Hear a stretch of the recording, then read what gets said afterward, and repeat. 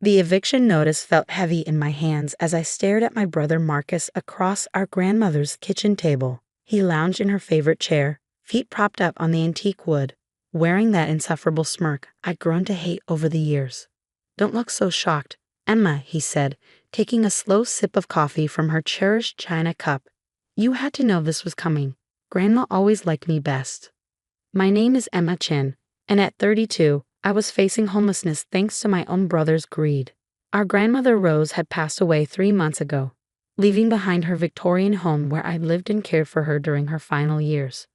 Marcus hadn't visited once during that time, too busy with his real estate ventures in the city to spare even an hour for the woman who'd raised us after our parents died.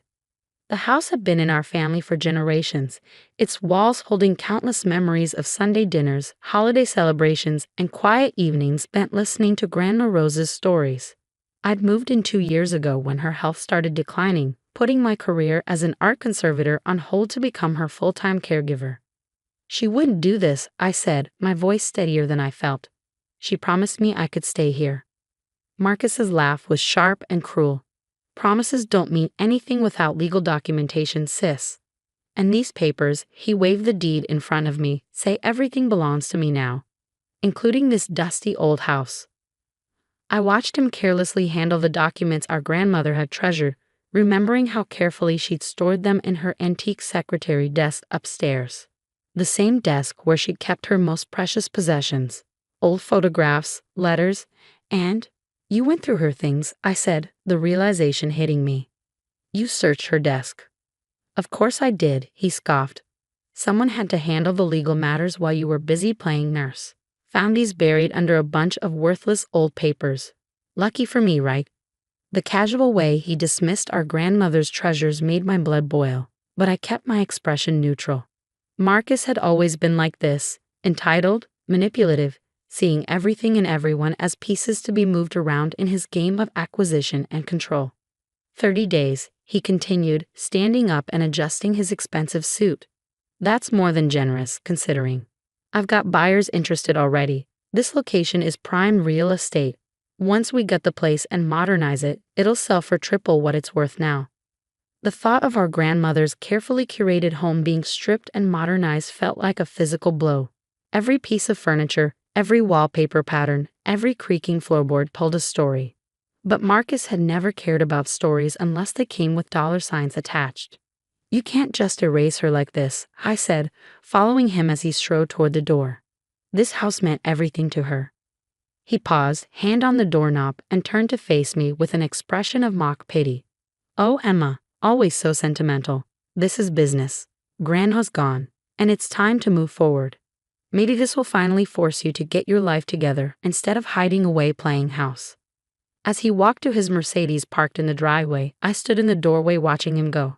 My fingers traced the worn wooden doorframe where Grandma Rose had marked our heights as children, each pencil line a memory of who we used to be. Marcus had been taller, always reaching higher, but I'd been the one who stayed rooted, who understood the value of home. That night, after hours of crying and raging at the unfairness of it all, I sat in Grandma Rose's study surrounded by the familiar scent of old books and lavender. The antique secretary desk loomed before me, its surface still bearing the marks where Marcus had carelessly rifled through decades of family history. But there was something he didn't know, something Grandma Rose had shared with me during one of our quiet evening talks just weeks before she passed. Running my fingers along the edge of the desk's writing surface, I felt for the nearly invisible seam she'd shown me. With a gentle press, a small hidden compartment clicked open. Inside lay a leather-bound journal, its pages filled with Grandma Rose's elegant handwriting and something else, something that would wipe the smug smile right off Marcus's face. But first, I had some reading to do. I settled into her old armchair, the journal cradled in my lap, and began to read. "My dearest Emma," the first page began, "if you're reading this, then I'm gone, and your brother has likely shown his true colors." Little did Marcus know, but Grandma Rose had prepared for exactly this scenario.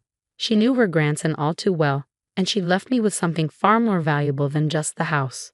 I might have 30 days until eviction, but that was all the time I needed to set things right. I smiled, thinking of Marcus's confidence, his certainty that he'd won. He had no idea what was coming. Grandma Rose had taught me that sometimes the best revenge isn't swift or loud.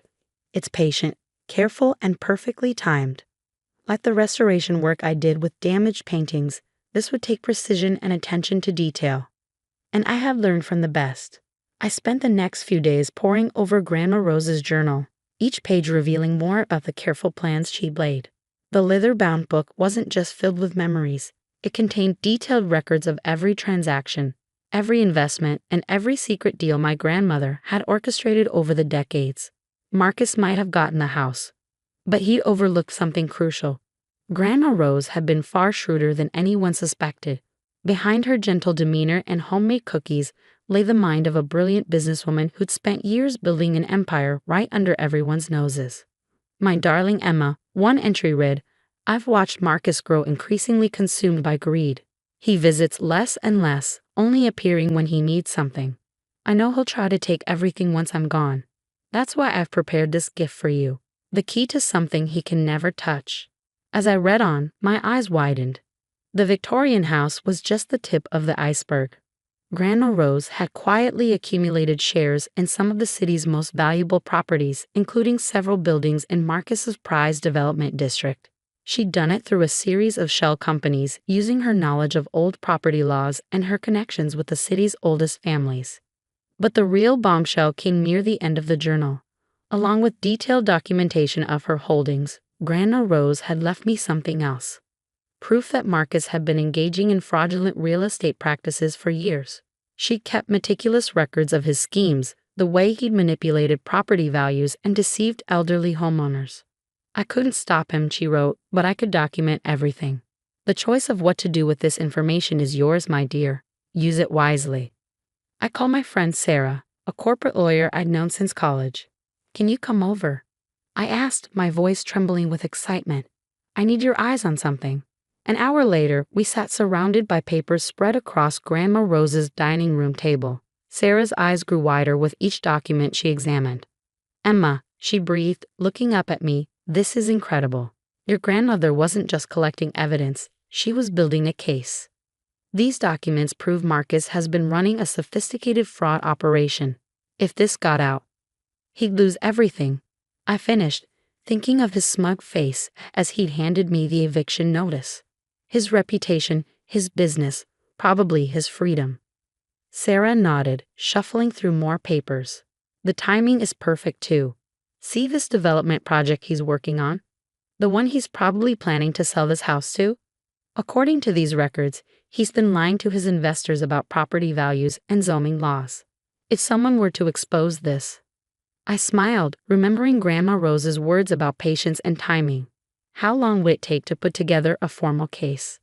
"Give me 2 weeks," Sarah said, her eyes gleaming. "I know exactly who to talk to at the SEC. They'd been trying to nail Marcus for years, but they never had enough evidence. This is the motherlode." The next morning, Marcus showed up unannounced, probably expecting to find me packing. Instead, I was in the garden, tending to Grandma Rose's prized roses with the same care she'd always shown them. "Still here?" he called out, his expensive shoes crunching on the gravel path. "You know, if you need help finding a place, I might be able to arrange something. A small apartment in one of my buildings, perhaps? At a family rate, of course." I stood up slowly, brushing dirt from my knees. "That's thoughtful of you, Marcus, but I think I'll manage just fine on my own." He frowned, clearly thrown by my calm demeanor. "Look, Emma, I know you're upset, but this is happening whether you like it or not. The buyers are coming to view the property next week." "About that," I said, carefully pruning a deep red rose, "you might want to hold off on any sales for now. Things are about to get complicated." "What's that supposed to mean?" he demanded, his confidence wavering slightly. I just smiled, the same smile Grandma Rose used to give when she knew something others didn't. "You'll see. Oh, and Marcus, be careful with those property valuations you've been showing your investors. Numbers can be such tricky things, can't they?" The color drained from his face. For the first time since this all began, I saw real fear in his eyes. Without another word, he turned and practically ran back to his car. That evening, as I sat in Grandma Rose's favorite chair watching the sunset paint the garden in shades of gold, I felt her presence stronger than ever. She'd known this day would come, had prepared for it with the same meticulous care she'd shown in tending her roses. Each thorny problem needed careful handling, she used to say, but with patience and the right tools, any garden could bloom. I picked up my phone and dialed Sarah's number. "It's time," I said when she answered. "Let's show my brother exactly what Grandma Rose left behind." The next 2 weeks were a whirlwind of activity. Sarah worked tirelessly, compiling the evidence into an airtight case.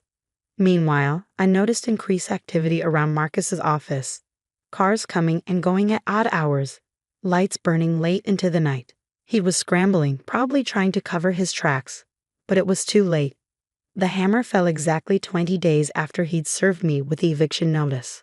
The SEC investigation became public, and Marcus's carefully constructed world began to crumble. His investors pulled out, his partners distanced themselves, and his reputation, the thing he valued above all else, lay in tatters.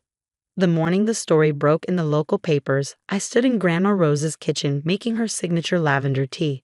The headline stared up at me from the counter. "Local real estate mogul under investigation for massive fraud scheme." My phone buzzed with a text from Marcus. "We need to talk. Now." I took my time responding, remembering all the times he'd ignored Grandma Rose's calls when she was sick, all the family dinners he'd missed, all the memories he'd been too busy to make. "Sorry," I texted back. "I'm rather busy today. But don't worry, we have plenty of time to talk. About 10 more days, by my count." 10 days. That's how long it took for Marcus's empire to completely unravel. The SEC investigation revealed everything: the fraudulent property valuations, the forged documents, the elderly residents he pressured into selling their homes for a fraction of their worth.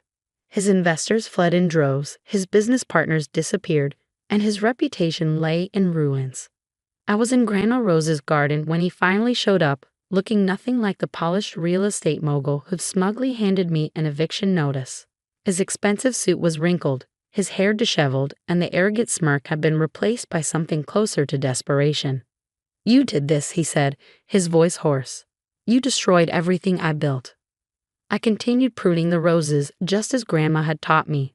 "No, Marcus, you did this to yourself. I just showed everyone who you really are." He collapsed onto the garden bench, head in his hands. How did you know about all of it?" "Grandma Rose knew," I said simply. "She kept records of everything. Every shady deal, every manipulated sale. She saw who you really were long before anyone else did." He looked up sharply. "That's impossible. She was just a sweet old lady who baked cookies and tended her garden." I couldn't help but laugh. That's exactly what she wanted everyone to think. But Grandma Rose was smarter than any of us knew. While you were busy building your house of cards, she was building something real, something that would last. I pulled out a thick envelope from my pocket, the final piece of Grandma Rose's plan. "Did you know she owned controlling shares in half the properties in your development district? Through various shell companies, of course. She left them all to me." Marcus's face went pale. "You're lying." "Check the records," I said, handing him the envelope. "It's all there. The properties, the companies, everything. She spent years quietly buying up land while you were focused on quick profits and flashy deals." His hands trembled as he read through the documents. "This can't be real. She was just Grandma." "She was so much more than that," I said firmly. "She built an empire right under your nose, and you never noticed because you were too busy looking down on her.